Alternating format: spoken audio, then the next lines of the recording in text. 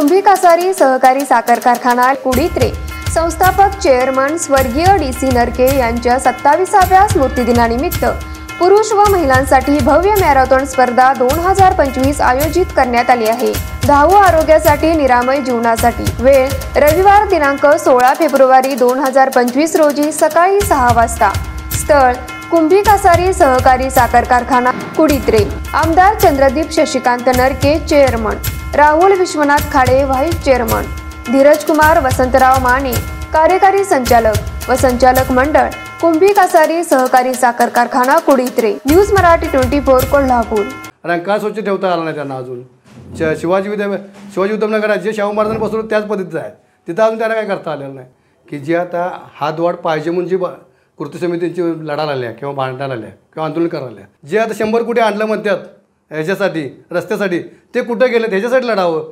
आता आमची जी ग्रामपंचायत देत्या त्याच्यापेक्षा तुम्ही वेगळं काय देणार आहे?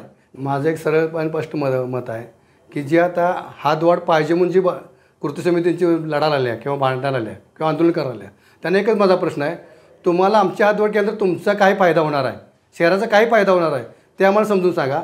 आणि त्यांच्यानंतर आमचा तुम्ही आम्हाला शहरात वेगळं काय देणार आहे गावात जे आता आमच्या आज ग्रामपंचायत करते त्याच्याबद्दल तुम्ही वेगळं असं काय करणार आहे की आम्हाला तुम्ही वेगळं काय देणार आहे हे तिने पहिलं आम्हाला पटवून सांगावं।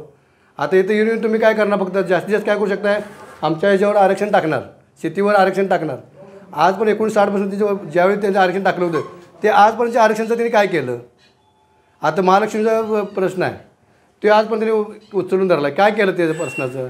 रंकाळ स्वच्छ ठेवता आला नाही त्यांना अजून। शिवाजी उद्यमनगरात जे शाहू महाराजांनी बसवलं त्याच पद्धतीचं आहे, तिथं अजून त्यांना काय करता आलेलं नाही। शामिल गिरणीचं ते पर्यटनस्थळ करणं हे करणं त्याचं काय केलं अजून, ते प्रश्नासाठी उतरवा म्हणावा। पण खंडपीठ आहे, खंडपीठसाठी त्यात तर 1-2-3 वकील पण आहेत त्या ह्याच्यात विरोधी पक्षामध्ये, त्यांनी खंडपीठासाठी लढावं। जे आता 100 कोटी आणलं म्हणतात ह्याच्यासाठी रस्त्यासाठी, ते कुठं गेलं ह्याच्यासाठी लढावं। ते पहिलाच आधी हातवाढ झाली पाहिजे, पण हातवाढ का झाली पाहिजे याचं कारण आम्हाला सांगू द्यात। हातवाढ झाल्यानंतर आम्हाला नेमकं काय करून देणार आहेत? आता आमची जी ग्रामपंचायत देत्या त्याच्यापेक्षा तुम्ही वेगळं काय देणार आहे? ग्रामपंचायत आमच्या कचरा उठाव रोजच्या रोज होतो आहे, पाणी रोजच्या रोज आहे, रोड सगळे चांगले आहेत, कर्मचारी आमचे भरपूर आहेत, कुठलाही कागद पाहिजे असला आमचा घरपोच होतो आहे, सदस्य आमचा लगेच घरपोच नाही होतो आहे एखादा आश्मेट असला। आणि तुमच्याकडे राहिला माझं वैयक्तिक स्वतःचा अनुभव आहे, एक मृत्यू जन्म दाखला काढायला गेलो तुम्ही, जवळजवळ 4 महिने अर्जाने मारल्या, त्यांना रेकॉर्ड गावलं नाही। 1993चा लय जुना पण नव्हतं, 1993चा जन्म दाखला काढण्यासाठी 4 महिने आम्हाला हेलपाट मारायला लागलेत। शेवट वरनं फोन लावून मग साहेबांना सांगून मग ते मला मिळते, ते आम्ही आमच्याकडे फोन झाला तर आम्ही घरी घेऊन जातो। साधा असिमेंट पाहिजे घरी घेऊन जा, मृत्यू दाखला पाहिजे घरी पोच होते लोकांना, ही लोकांची पायपीट होणार। आणि त्यावेळी तुम्ही वेगळं काय करणार आहे आम्हाला? मग तुमच्यावर आमची पण पायपीट करणार काय?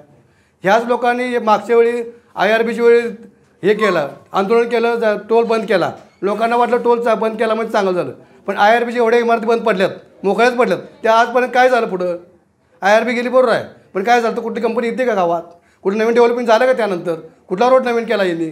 IRB गेल्यानंतर कुठला एक रोड नवीन केला का त्यांनी? जे आता खड्डे पडल्यात, शाहूपुरी असू दे, तुमचं महादवा रोड घ्या, शाहूपुरी घ्या, गर्दी त्यांना नियंत्रण नाही। महालक्ष्मीला गेलं तर लेडीज लोकांना मुतारी किंवा टॉयलेटची व्यवस्था नाही, गावगावर ते 4-4 किलोमीटर फिरायचं, पार्किंग नाही, पार्किंग लावायची 2 किलोमीटर आता चालत जायचं। ही अशा सुविधा असताना तुम्ही आम्हाला त्यात कशाला घेताय? आम्हाला तरी वेगळं काय करणार आहेत? आता आमच्या इथं बांधकाम चालू आहेत, व्यवस्थित गोरगरीब कर्ज काढून बांधकाम करायला आहेत, एक 10 लाखाचा प्लॉट घेऊन 15 लाख खर्च करून 25 लाखात त्यांचं एक घर तयार होते। जर ही क्रीडावाली किंवा कोणी गावातले आलीत तर त्यांचं काय होणार आहे? त्यावेळी त्यांचं लगेच दर वाढणार। ती आता 10 लाखाचा प्लॉट 30 लाख म्हणून सांगणार आणि बांधकाम 30 लाखाचं करायला पाहिजे, हे सर्वसामान्य जनतेला जमणार आहे का? ह्या गोष्टी भरपूर आहेत अशा, तिने आम्हाला एक उत्तर द्यावं की आम्हाला तो ग्रामपंचायत जे देत्या त्यावेळी वेगळं काय देत्या? आता आमच्या उजवा ग्रामपंचायतीला जवळजवळ वर्षाला 2 कोटी रुपये फंड येतो डायरेक्ट केंद्रातून, ही आम्हाला काय देणार आहेत? तसं कुठला फंड देणार आहेत ते आम्हाला? काय वेगळं? आणि आम्हाला काय करणार आहेत ते? आमचं एक सरळ मत आहे, प्राधिकरण आम्हाला 8-9 वर्ष झाली, प्राधिकरण 8 ते 9 वर्ष झाली आता प्राधिकरण होऊन, त्यांना जर तुम्ही 1-2 हजार कोटी दिला असते आणि हे डेव्हलप करून दाखवलं असतं, आम्ही 100 क्वेश्चन आलो असतो ना, ते पण तुम्ही काय दाखवलं नाहीत। प्राधिकरण केलं त्यात साधं कर्मचारी नाहीत, 10 वेळा गेलो कोण भेटत नाहीत, साधा प्राधिकरणाला बांधकाम परवाना गेलं की लाख रुपये खर्च आलेला आहे, एजंटगिरी सगळी चालू झाली आहे, तिथं कोण विचारत आहे? आणि याच्यापेक्षा आमच्या लोकांचे हाल किती होतील? आमचा सगळा वर्ग शेतकरी वर्ग अडाणी वर्ग आहे, त्यांचं तिथं किती पायपीट होणार? आणि हे जे म्हणतात की आमच्या सुविधा तुम्ही वापरताय, अहो पण तुमच्या जीवा पण आम्ही अवलंबून आहे, आमच्या जीवा तुम्ही अवलंबून आहे. आता KMT घेतलं, KMT इथनं भरून जाते आमच्या इथून शाळेच्या मुलांनी. कोल्हापूरचं ताकाळा ओलांडला की तुमचं KMT रिकामीच असते. ताराणी ओलांडली KMT रिकामी. तिकडनं जठरावाडीकडनं घ्या, जठरावाडी गंगावेशमध्ये प्रवेश केला की संपली KMT रिकामी. तिकडनं पुलीवाडीसनं आली की गंगावेशला रिकामी. KMT चालले आमच्या जीवावर. ही KMT म्हणतात. मुताऱ्यांच्या वापरतो म्हणतात. मुताऱ्यांचे आहेत किती गावात? मुतारे किती आहेत बघा त्यांच्या. मुतारी हुडकायला पण वेळ लागतो आहे. पार्किंगला कुठल्या बँकेत जायचं झालं तर 2 किलोमीटर गाडी लावायची चालत जायचं पार्किंगला. ही अवस्था आहे कोल्हापूरची. एक खेडं बरं असं कोल्हापूर आहे. आमचं उचगाव त्यापेक्षा लई भारी आहे.